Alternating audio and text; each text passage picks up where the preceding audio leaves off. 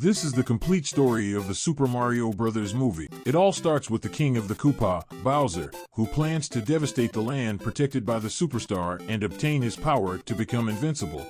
Bowser arrives imposingly in the land of the penguins with the intention of getting their treasure at any cost.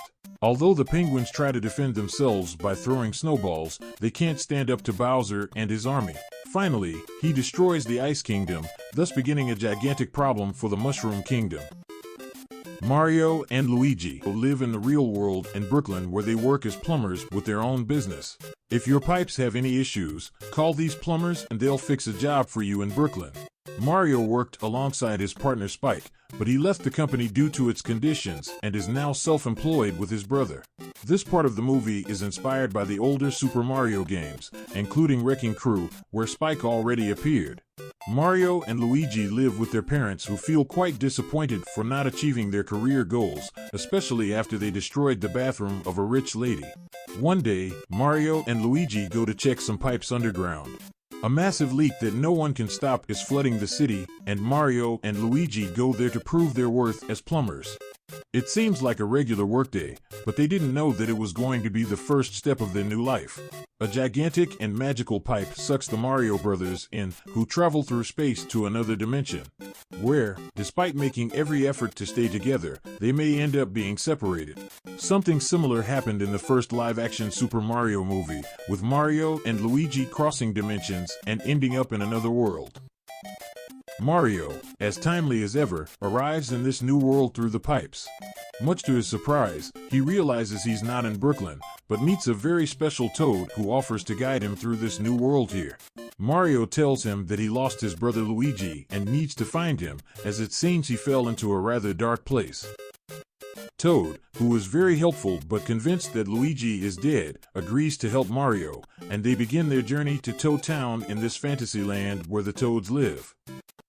There are things like coin blocks you can hit to get resources. Why had anyone invented that before? In this magical place, there were many Toads with shops and restaurants. Meanwhile, others build platforms that will surely sound familiar if you've played Super Mario games. Mario in this movie isn't very used to jumping, so he struggles quite a bit. The whole city is full of pipes, and it's hard to know where you'll end up once you enter one, so even for Mario, as a pipe expert, this is total chaos. Finally, after many mishaps, Toad and Mario arrive at their destination, Princess Peach's castle in the Mushroom Kingdom. While Mario is having fun playing with Toad, Luigi is also having a blast after landing in the Shadow Kingdom. As you may know, Luigi is a bit of a scaredy cat, and he showed us this in Luigi's Mansion games, so at this moment, he's really struggling as a bunch of bones come out of the ground and try to catch him. Despite his efforts, he ends up in a trap and is captured by Bowser's minions and taken in a balloon to their lair. Kamek warns the Koopa King that a human has arrived in the Mushroom Kingdom and might endanger their conquest plans, and coincidentally, they have another human as a hostage. Bowser tortures Luigi just a little bit to get more details about Mario and his plans. Luigi ends up locked in a small cell hanging over a lava pit alongside penguins, rebel minions, and a very pessimistic Luma, making Luigi and the others sink further into their misery. Princess Peach is in charge and receives worrying news that Bowser is planning an invasion in the Mushroom Kingdom and Toad Town, which could suffer the same fate as the Penguin Kingdom. The problem is that the two people are not exactly warriors. In fact, they're just adorable. So they decide to ask for help from their neighboring kingdom, the Jumble Apes. Mario meets Peach in the castle and asks for help to rescue his brother, and the princess, surprised to have met another human, agrees to accompany him if he passes a skill test. But of course, Mario is just a resourceful plumber, so Princess Peach decides to test how suitable he is for battle. The first step is to become a master of jumps and platforms, practicing with robots that mimic Bowser's minions. This part is inspired by the classic levels of Super Mario Bros., with plenty of enemies that you'll surely recognize from the games, albeit in their robotic version. Princess Peach also takes the opportunity to teach Mario how it's done and moves much better than we thought. Mario almost surpasses her, and Peach ultimately deems him worthy. The next day, They embark on their journey towards the Ape Kingdom, not without first encountering Toad, who tags along on the adventure. They pass through various worlds that you'll surely recognize from games like Super Mario Odyssey in the Sand Kingdom or Baba's Battlefield from Super Mario 64. Also Yoshi's Island, where they love apples, in an intimate moment between the princess, Mario, and Toad. Peach reveals that she also comes from a world of humans. She doesn't know how she arrived in the Mushroom Kingdom, but when she was a baby, the Toads took her in and proclaimed her their queen. Here, the power of the Fire Flower is shown, and Peach promises Mario that they will save his brother. This is the first time in history that Princess Peach's origin has been told. Meanwhile, there's a big revelation. Bowser is practicing the piano to sing a song to Peach because his true purpose is to marry her. He already tried this in Super Mario Odyssey and almost succeeded, but it seems that from the beginning, this was his ultimate wish.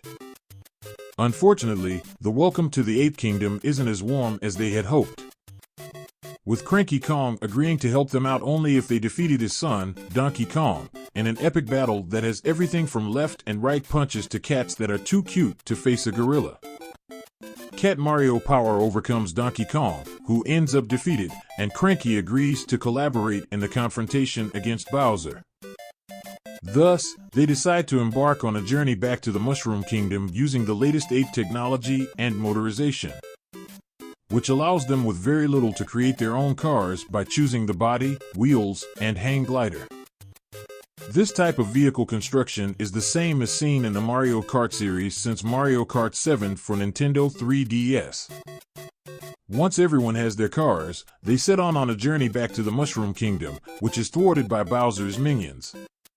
They ambush Mario and his friends, forcing them into an epic Mario Kart-style battle on Rainbow Road.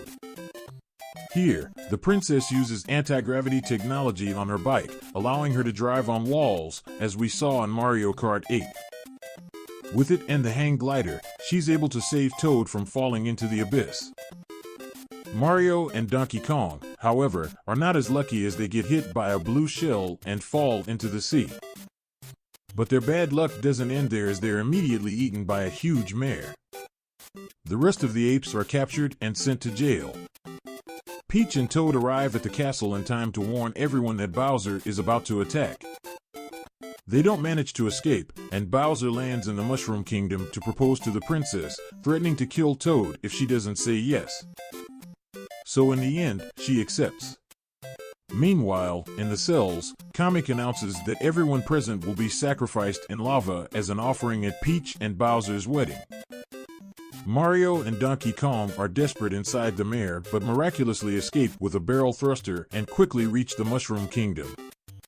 It's under siege by Bowser's minions, and an intense battle begins where Mario and Donkey Kong use the Tanuki suit and the Fire Flower to restore order to the city.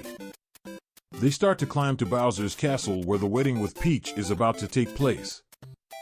The princess is reluctantly getting ready for the ceremony, and Toad gives her a beautiful bouquet of flowers to help her get through the ordeal. Peach arrives at the altar with all the prisoners about to be sacrificed when suddenly she pulls an ice flower from the bouquet that Toad placed and freezes Bowser and his minions. The Babam King ignites and explodes, leaving a desolate scene, and the princess loses her powers. Luckily, Mario and Donkey Kong arrive just in time to stop the sacrifice and help Peach. Bowser partially thaws and activates a bonsai bill that'll completely destroy the Mushroom Kingdom. Tanuki Mario faces him, changing the trajectory and hitting the pipe through which Mario arrived. This causes an interdimensional implosion that sends Bowser's floating castle to Brooklyn, and the final battle begins. Bowser gains the upper hand on Mario, but Peach manages to snatch the superstar from Comeback and gives it to the Plumber Brothers. They become filled with power and manage to defeat Bowser, making him eat a mini mushroom and trapping him in a bottle. This is a reference to the beginning of Super Mario 3D World, where Bowser captures fairies in a bottle. Here, he's the one who ends up inside one. The Mushroom Kingdom is safe, and in the end, Mario wakes up in his broken room, but upon opening the window, finds himself in the Mushroom Kingdom, his new home. This explains how in some games like Paper Mario, the plumber's house is in the Mushroom Kingdom and not in Brooklyn because he definitely moved to this new world. In a secret scene, a Yoshi egg was transported to Brooklyn, and it seems to open, setting the stage for the sequel to the Super Mario movie. What do you think about how Mario and Luigi's story has been told in their first animated film? Subscribe to our channel and take a look at the rest of our videos. See you next time.